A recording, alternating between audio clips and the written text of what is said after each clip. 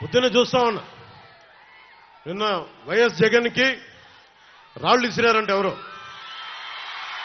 అదేంటి చిత్రమో పాపం. ఎప్పుడు ఎలక్షన్లు రాగానే ఆయనకి ఏదో ఒక గాయం జరుగుతుంది. కరెక్ట్గా ఎలక్షన్ ముందే ఎవరో ఒకరు చచ్చిపోవడం లేదా చంపేయడం. అంత హై సెక్యూరిటీ సిఐఎస్ఎఫ్ ఉన్న వైజాగ్ ఎయిర్పోర్ట్లో 2019కి కోడి కత్తితో గాయం చేశారంట అక్కడ. సరే, మనందరం ఏం చేశాం? జనం కూడా ఏంటి కదా, మన తిలక్ గారు చెప్పినట్టుగా, దేవరకొండ బాలగంగాధర్ తిలక్ చెప్పినట్టుగా, కొడవగంటి మనకి కుటుంబరావు గారు చెప్పినట్టుగా, మనందరం మధ్యతరగతి మనుషులు.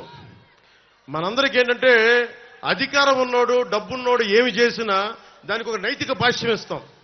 పాపం కాకినాడలో ఉండే ఒక మాఫియా డాన్ ఎవరిని కత్తితో పొడిచినా పాపం ఆయన ఏ పరిస్థితుల్లో పొడిచారో పాపనండి, పాపం చంపేశారు. వైఎస్ వివేకానంద రెడ్డి గారిని ఏ పరిస్థితుల్లో పొడిచారో తెలియదండి మాకు. 30,000 మంది ఆడపిల్లలు అదృశ్యమయ్యారని పాపం జగన్ గారు ఏం చేస్తారండి పాపం.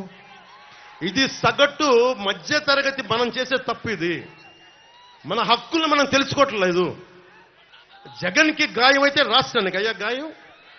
మీ జెడ్ కేటగిరీ సెక్యూరిటీ ఏం చేస్తుందా? మీ జెడ్ కేటగిరీ సెక్యూరిటీ చూసుకోరా మీరు?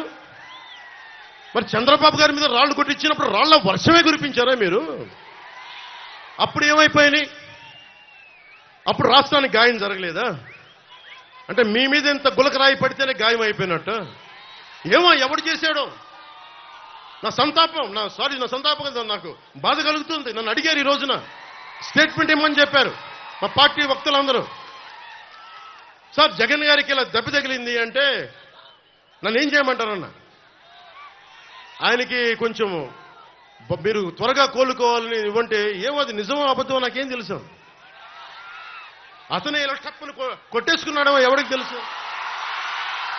తెలియదు కదా. ఎందుకంటే కరెంటు పోయింది, దండలు ఉన్నాయంట. ఆ దండల్లో వాళ్ళే రాయిపెట్టి కొట్టుకున్నాడేమో, లేదు నిజంగా పోని ఒకసారి నాన్న పులి కథలాగా ఒకసారి చెప్తే బాగుంటుంది.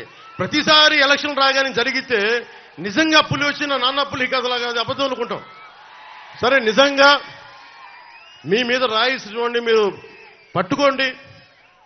ఎదురుగా పొడిచిన వ్యక్తినే ఈ రోజు వరకు మీరు పట్టుకోలేదు. జైలు నుంచి అతను బెయిల్ ఇప్పించారు 5 సంవత్సరాల తర్వాత. కోడికత్తి వ్యక్తినే. ఈ సెంటిమెంట్ డ్రామాలు దయచేసి ఆపండి. ఈ నాటకాలు భరించలేకపోతున్నాం.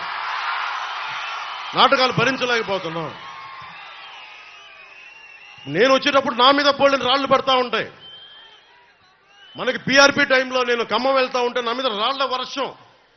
మా వాళ్ళందరికీ మోకాళ్ళు ఇరిగిపోయినాయి, నాకు ఈపుల మీద రాళ్లు పడ్డాయి. ఆ రోజున చెప్పుకోవడానికి మీడియా కూడా లేదు. మొత్తం కరెంట్ ఆపేశారు రాజశేఖర రెడ్డి గారి ప్రభుత్వం. మరి దెబ్బలు తిని మేము వచ్చాం. నా స్టేజ్లు కూల్చేశారు.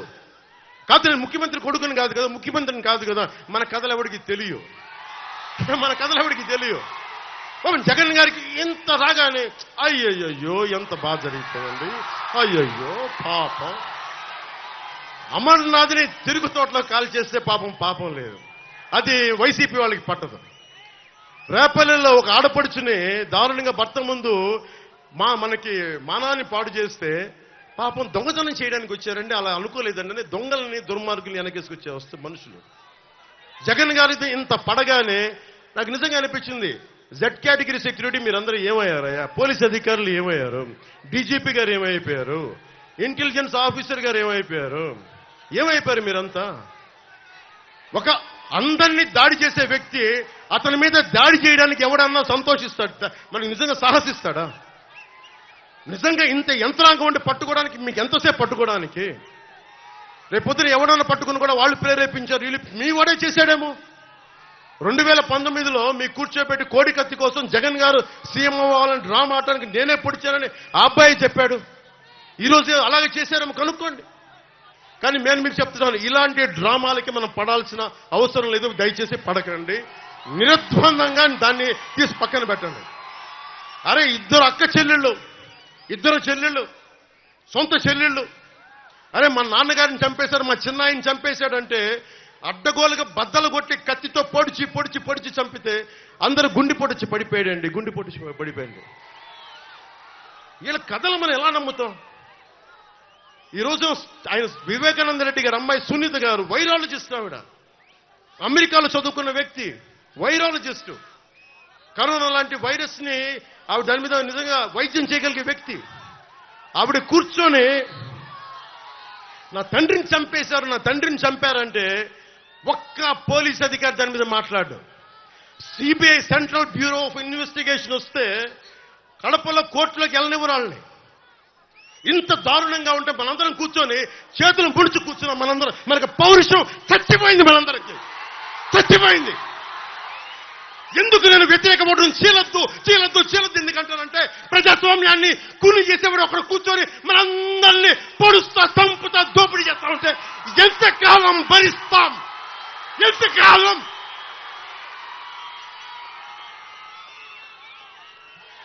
సుగాలి ప్రీతి 14 ఏళ్ల బిడ్డని స్కూల్కి వెళ్తే 10 మందిని నాశనం చేస్తే దాన్ని పట్టించుకోడు ఎవడు. జగన్మోహన్ కి బొక్క పడితే, చిన్న గులకరాయి పడితే రాష్ట్రం అంతా ఊగిపోద్ది. సగటు మనిషి బాధ మనకి తెలియదు, సగటు మనిషి బాధ మర్చిపోయాం. నిజంగా నాకు ఆవేదన ఉంది, ఏడుపు వస్తుంది. తప్పు జగన్మోహన్ రెడ్డి కాదు, మందే. మనకు పౌరుషం చచ్చిపోయింది. ఇందాక తినాలని చెప్పినట్టుగా దాస్యం చేసే కంటే కూడా చచ్చిపోవడం మేలు. దాస్యాన్ని ఆపేద్దాం.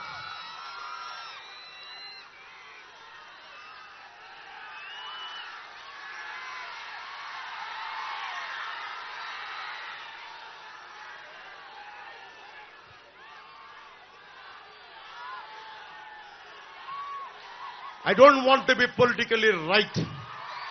I don't want to be diplomatically right. I don't want to be convenient. I want to be right. అందుకని డిప్లొమసీ పక్కన పెట్టి గుండెల లోతుల నుంచి రాజకీయం చేద్దాం, గుండెల లోతుల నుంచి పాలిటిక్స్ చేద్దాం. మనం ఎవరం కులాలకి ప్రాంతాలకి దాటి గుంటూరు వినుకొండలో పుట్టిన జాషువా ఆయన స్ఫూర్తితోటి విశ్వనరుడి స్ఫూర్తిని తీసుకెళ్తే తప్ప ఈ ప్రభుత్వాలని మనం మార్చలేం. చంద్రబాబు గారికి, ముఖ్యంగా ఆలపాటి రాజా గారికి చాలా చాలా ధన్యవాదాలు. ఎందుకంటే మేమందరం కూడా కూర్చొని నా సైజు నేను తగ్గించుకున్నా. జనసేన ఓటు పెరిగి కూడా నేను ఎందుకు తగ్గించుకున్నానంటే మీరు గెలవడానికి తగ్గించుకున్నాను. ఇంకొకసారి ఈ ప్రభుత్వాన్ని మనం తీసుకోలేం. ముఖ్యంగా ఇస్లాం సమాజం, నా మహిళలందరికీ చెప్తున్నా, ఆడపడుచులందరికీ చెప్తున్నాను, దారి పొడవునా ఇస్లాం మతాన్ని ధర్మాన్ని పాటించే ఆడపడుచులందరికీ చెప్తున్నా, ఇస్లాం పాటించే సోదరులందరికీ చెప్తా ఉన్నా. మీరు చెప్పండి, నేను భారతీయ జనతా పార్టీతో ఉంటే మీరు నువ్వు భారతీయ జనతా పార్టీతో ఉన్నావు కానీ ఓటేయరు. ఈ రోజున జగన్మోహన్ రెడ్డి గారికి కాలు దెబ్బ తగిలితే మరి నరేంద్ర మోడీ గారు కూడా ఆయనకి పాపం జాగ్రత్తగా హెల్ప్ చేసుకోమని చెప్పారు. అప్పుడు మీరు దానికైతే మీరు దానికి కూడా ఓటేయకూడదు. మరి ఇది నేను మోసం చేయట్లేదు. ఇస్లాం సమాజాన్ని ఈసారి మీరు విఘ్నతతో ఓటేయండి. నేను మీకు ప్రత్యేకించి నాదెండ్ల మనోహర్ గారు చెప్పినట్టుగా రాష్ట్రంలోని ఇస్లాం సమాజాన్ని అందరికీ, సోదరీమణులందరికీ, ఎందుకంటే నేను అద్భుతమైన ప్రతిభ చూశాను, అమేజింగ్ టెక్నీషియన్స్ చూశాను, ఆటోనగర్ లాంటి చోట అద్భుతమైన మెకానిక్స్ చూశాను. ఎలాంటి మీ దగ్గర స్కిల్ ఉందో నాకు తెలుసు. అలాగే మిమ్మల్ని కూడా స్కిల్ డెవలప్మెంట్ చేయిస్తాం, మీ చేత మిమ్మల్ని కూడా ఆదుకుంటాం. కాకపోతే నేను మిమ్మల్ని కూర్చోబెట్టి నేను డ్రామాలు చేయను, అంతే. నేను చెప్తున్నాను ఇస్లాం సోదరులు సోదరీమణులందరికీ, అమ్మ నేను మనస్ఫూర్తిగా చేసేవాడిని అమ్మా. మీకు ఎలాంటి ఇబ్బందులు వచ్చినా మేము ఆదుకునేవాళ్ళం అమ్మా. నేను ఎందుకు చెప్తున్నానంటే నేను షాదీఖానాలతో పాటు, తోఫాలతో పాటు కౌలు రైతుల కోసం నేను సిద్ధపట్టు మనకి కడపకెళ్తే ఒక సోదరు అడిగింది, ముస్లిం మనకి మా మతానికి చెందిన ఒక సోదరు అడిగింది, అమ్మ నీకేం కావాలి అంటే, ఏం లేదన్నా నాకు ఎస్ఐ కావాలని ఉంది, ట్రైనింగ్కి డబ్బులు ఇప్పించాను, ట్రైనింగ్ పంపించాను అని అడిగింది. డబ్బులు అడగలేదు. ఎంతమంది ఉన్నారు అలాంటి ఆడపడుచులకు మేము అండగా ఉంటామమ్మా. డబ్బులు జగన్లాగా అడ్డగోలుగా దోచేవమ్మా, మాకు అవసరం లేదమ్మా.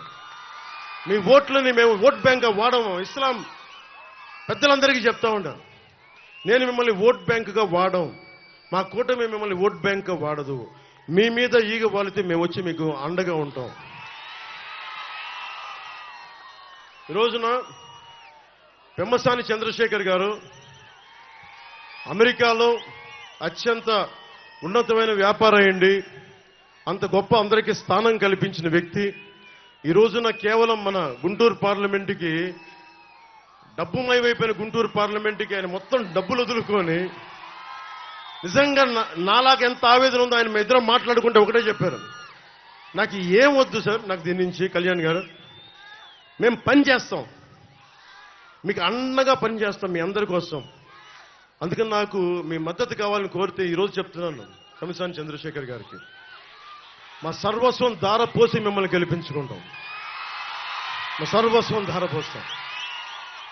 మనకి ఏమి కావాలన్నా కేంద్రపరమైన మనకి అవసరాలు ఏదున్నా సరే రేపు పొద్దున్న చదువుకున్నవాడు, జ్ఞానం ఉన్న వ్యక్తి, ఐశ్వర్యాన్ని హ్యాండిల్ చేయగలిగే వ్యక్తి, అడ్డగోలుగా దోచే వ్యక్తి కాదు, ఉన్న సంపాదనని పెట్టే వ్యక్తి. అలాంటి వాళ్ళు మనకి ఎంపీగా అయితే ఎంత అద్భుతంగా ఉంటుందో చూడండి. అలాగే తెనాలి అభివృద్ధికి నాదెండ్ల మనోహర్ గారి కృషి ఒకసారి మీ అందరికీ తెలియజేస్తాం. రాజకీయ నేపథ్యం నుంచి వచ్చిన కుటుంబం నుంచి వచ్చిన వ్యక్తి, ఉమ్మడి రాష్ట్రంలో శాసనసభ డిప్యూటీ స్పీకర్గా పనిచేసిన అనుభవజ్ఞులు, తెనాలి నియోజకవర్గమైన సమస్యలపైన సంపూర్ణమైన అవగాహన ఉన్న వ్యక్తి. 2014 నుండి 2014 వరకు సంపూర్ణంగా 10 ఏళ్లుగా ఆయన అభివృద్ధి పథకాలు చేశారు. కొల్లిపర్ల మండలంలో, ముఖ్యంగా కొల్లిపర్ల మండలంలో కృష్ణానది జలాల మంచినీటి పథకాన్ని ప్రారంభించిన బలమైన నాయకులు. చక్రాయపాలెంలో 132 kV సబ్స్టేషన్, కమ్యూనిటీ హాల్స్, చర్చిలు, షాదీఖానాలు నిర్మించిన వ్యక్తి. కొలకలూరు, మున్నంగిలో ప్రాథమిక ఆరోగ్య కేంద్రాలు, నూతన కూరగాయల market, town hall, fish market ని దగ్గరుండి నిర్మించిన వ్యక్తి.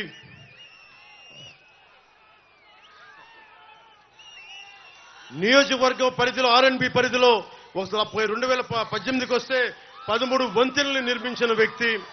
నందివెలుగు కూడలి వద్ద 3 వంతెనలు నిర్మాణం చేసిన వ్యక్తి. నందివెలుగు వరకు పెదరావూరు నందివెలుగు వరకు రోడ్లు విస్తరణ జరిపిన వ్యక్తి.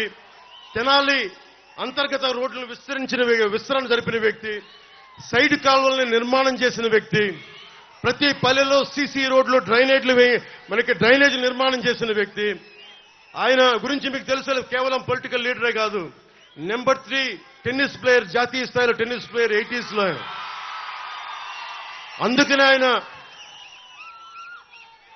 ఓపెన్ ఏరియా ఆడిటోరియంని ప్రోత్సహించారు, కళాక్షేత్రాన్ని నిర్మాణం చేశారు, యువ క్రీడాకారులను ప్రోత్సహించడానికి ఇండోర్ స్టేడియంని ఆధునీకరించారు. జగడగంట పాలెంలో సెంట్రల్ స్కూల్ని ఏర్పాటు చేయడానికి చొరవ తీసుకున్నారు. పేదల కోసం 40 ఎకరాల భూమిని సేకరించి ఇళ్ల నిర్మాణం పూర్తి చేసిన బలమైన నాయకులైన, అర్హులైన అందరికీ అధికారులు కాదనుకుని కూర్చుని రేషన్ కార్డులు, పెన్షన్లు, దీపం పథకం కింద గ్యాస్ బండ కానీ, ఇందిరమ్మ ఇళ్లు కానీ, అన్నదాతల కోసం సబ్సిడీపై వ్యవసాయ పరికరాల పంపిణీ కానీ, రైతు బంధు ద్వారా వడ్డీ లేని రుణాలు కానీ, డ్వాక్రా మహిళలకి పావలా వడ్డీకే రుణాలు, బ్యాంకు రుణాలు అందేలా తెనాలి ఎమ్మెల్యేగా కృషి చేసిన బలమైన నాయకుడు. ఈ రోజున అలాంటి వ్యక్తి మాకు జనసేన పార్టీకి, నాకు వెన్నెముకగా ఉన్న వ్యక్తికి మనస్ఫూర్తిగా మీ అందరి తరపున ధన్యవాదాలు తెలుపుకుంటూ భారీ మెజారిటీతోటి గెలిపించవలసిందిగా కోరుకుంటా ఉన్నాను.